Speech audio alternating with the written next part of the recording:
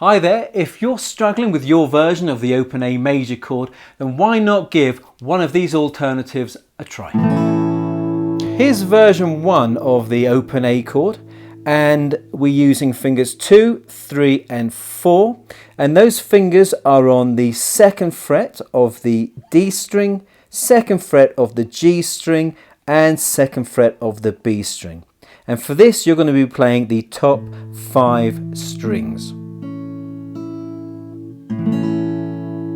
Here's version 2 of the open A chord, and this time you're using fingers 1, 2 and 3 at the same frets, fret 2 of the D string, fret 2 of the G string and fret 2 of the B string, and playing top 5 strings. Here's version 3 of the open A chord, and we are using 1st finger, 2nd finger and 3rd finger again, but in a slightly different position.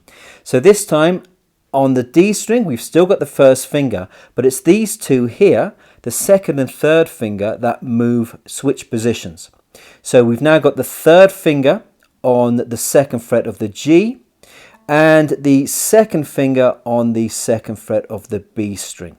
And this is kind of like a bunched up version of the D chord. And again you're playing the top 5 strings. Here's version 4 of the open A chord, and this time you're only using the 1st finger, and you can see here that the 1st finger is covering frets 2 of the D, of the G and the B string, so it's covering everything.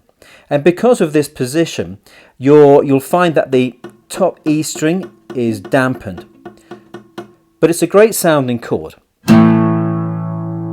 So why don't you try using one of those alternative versions of the A major chord with one of these backing tracks right here.